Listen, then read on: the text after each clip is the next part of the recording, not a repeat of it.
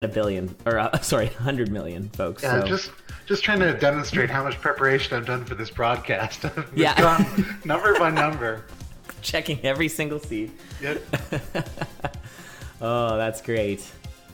Now, Chad, of course, hopefully we'll get a little bit of time. I imagine we'll have some downtime where, Ix, you can share all the amazing stuff that's going on in the Spelunky community, because I am hyped for that community as well. You are doing some great work over there, which is really awesome. And you have a lot of ninja skins. So if you're into that, chat, check out Ix09. Yeah, I will cheer and be a biased commentator if there's anyone out there who's got a ninja skin. I know the skinning community in Condor is pretty big, so I saw a Christmas tree the other day. Yeah. That was fun. Yeah, hopefully we'll get some more holiday-based ones. That'd be nice. Also, the term skinning community. Something about that sort of makes my skin crawl, so to speak. Fair enough. I do want to point out, sorry, I was mistaken. Jamblar came from Season 7, our most recent mega season of Condor. Of course, when Condor Galactic gets together and does all our big stuff. But yeah, this is more local Condor right now. Sure. Yeah, I think it's great that you guys have multiple tiers of racing and finding ways to get more people involved. That's been something we're... Yeah, I was just gonna say that I feel that's something that Spelunky could benefit from, because a lot of the Spelunky highest tier is very intimidating, and I think it would be awesome to have a lower tier where, you know, because we ban the best players from. Wow, wait a minute, where did Spooty get this rapier? I totally missed that. Oh, there it is. It was in a chest on 1-2. So with this character. You actually can't get a host of the weapons in the game. You can't get like an axe or a flail or any of those weapons that kind of attack diagonally. Because of your already diagonal attacking, it makes it a little wonky. Not that it wasn't possible, and people have like hot coded it into the game to try it.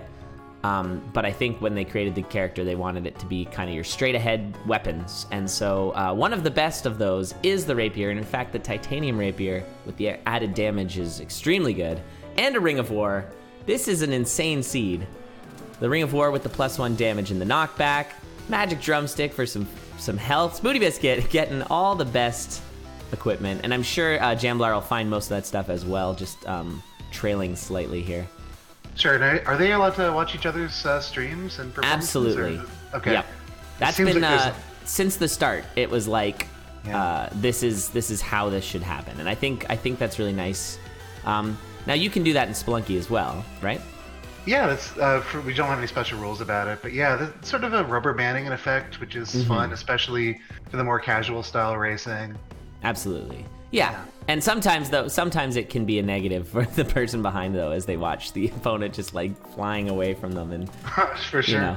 But yeah, rubber banding exactly is the reason we do it, and because this isn't like a Zelda, like Link to the Past randomizer or anything, where like you can have serious information spoiled and it would ruin the race. This is actually great. We like it a lot to have the screen watching. I don't think we've ever not had screen watching. It's possible, though. We've run a lot of races, so I'm not sure.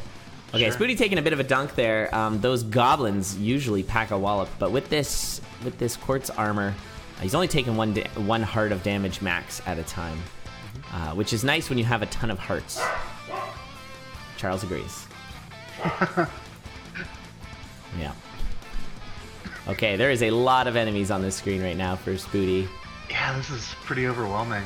Yeah, and you can just see Spooty, he's got just a natural pace that's going to be faster than many racers. It's going to be hard to keep up with Spooty. He's just really that good. For sure.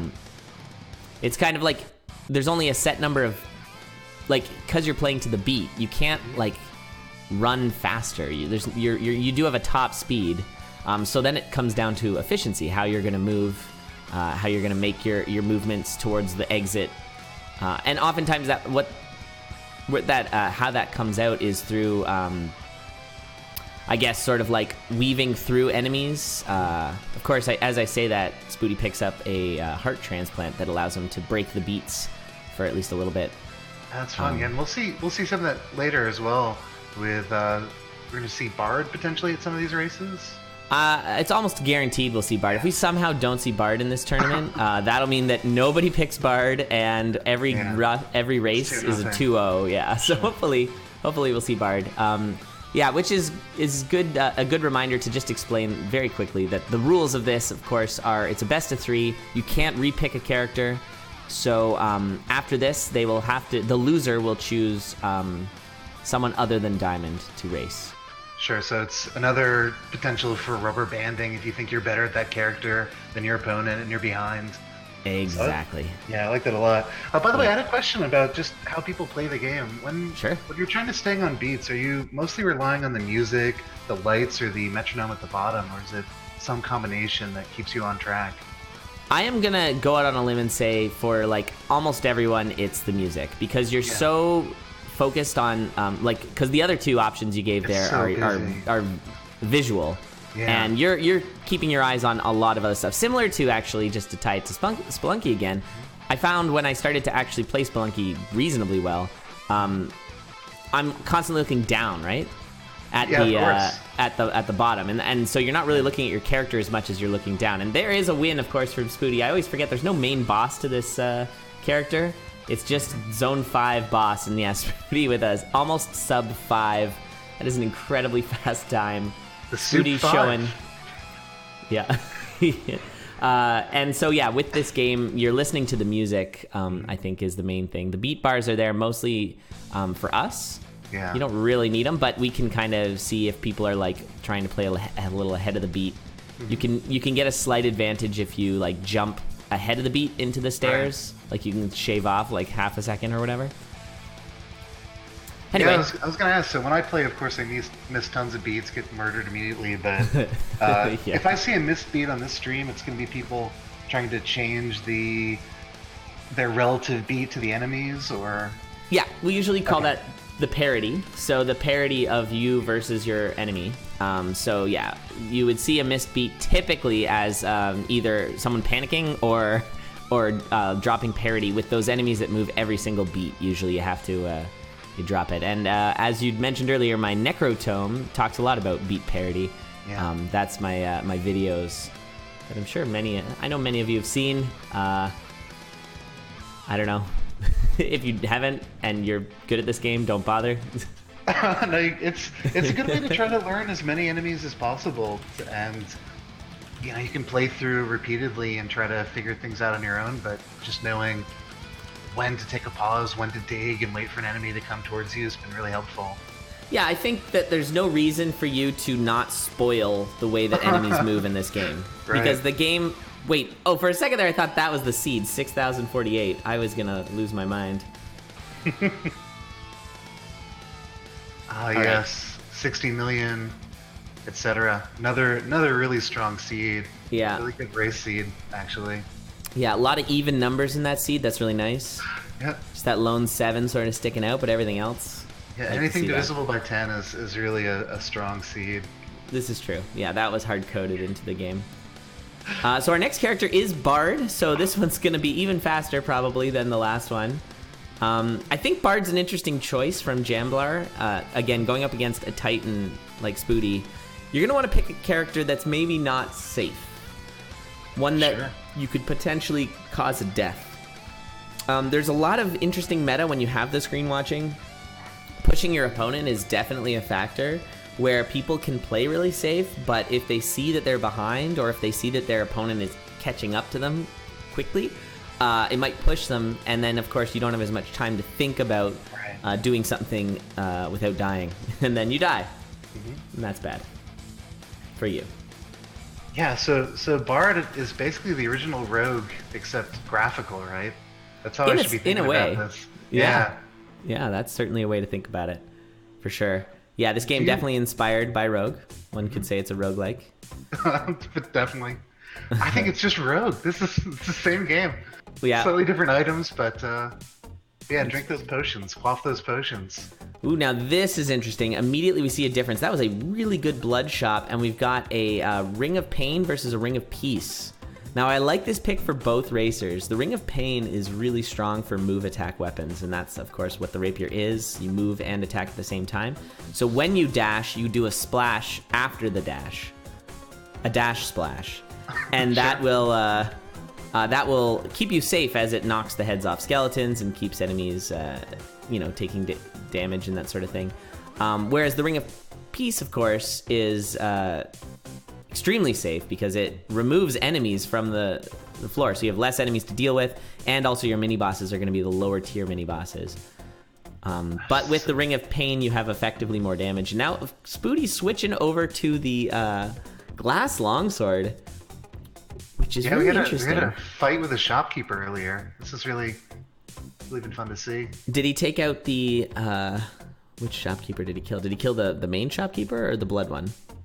Yeah, one of those two, probably. Yeah, killed one of the shopkeepers. I think the glass stuff. Yeah, the shopkeeper's still there, so he killed the glass shopkeeper and did not take... When the glass shopkeeper dies, he leaves behind something called the glass jaw.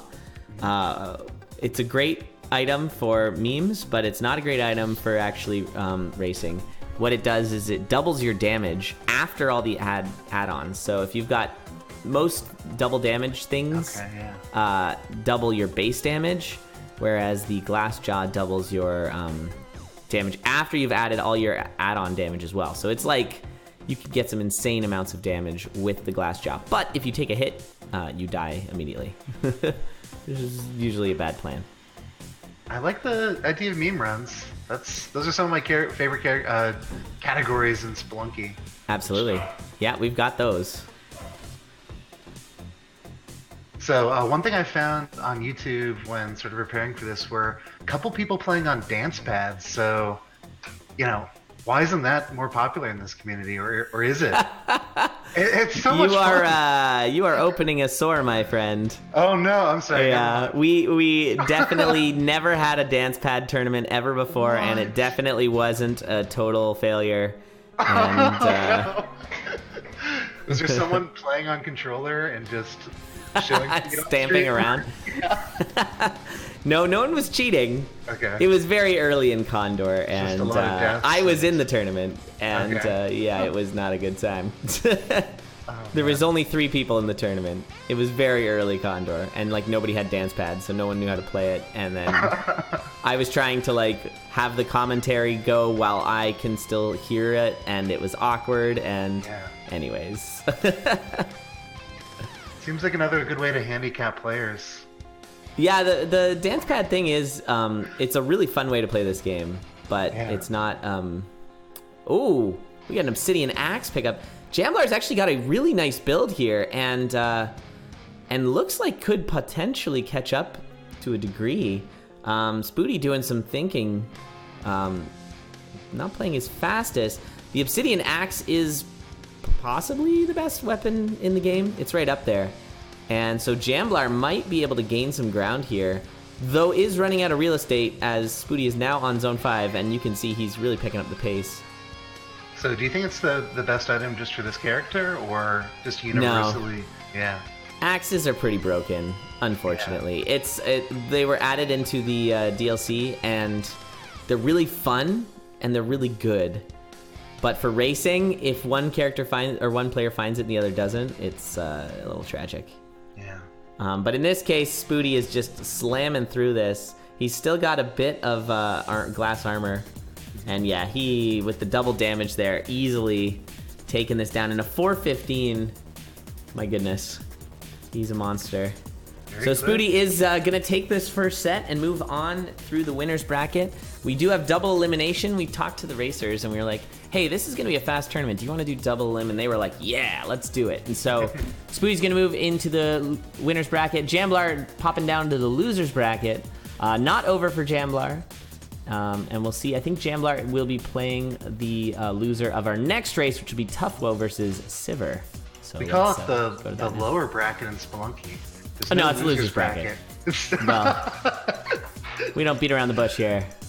Fair enough. If you lose, you go to it. It's the loser's bracket. The lower bracket. Come on. Everyone's a winner. Sure. Except for all the people who lost. Who's the Spelunky guy on commentary? It's Ixnot. My commentary... Hey. My commentary thing is busted. I don't know why, but I have to try and fix it. I have it, so... Yeah, whatever. Wind spell. All right. So we got a Whoa, death Spooty on with the stream. raiding party. Thanks so much, Spooty. Appreciate that. Huge raid coming in. Thanks so much. Congrats on the win. Sorry, what was the question there?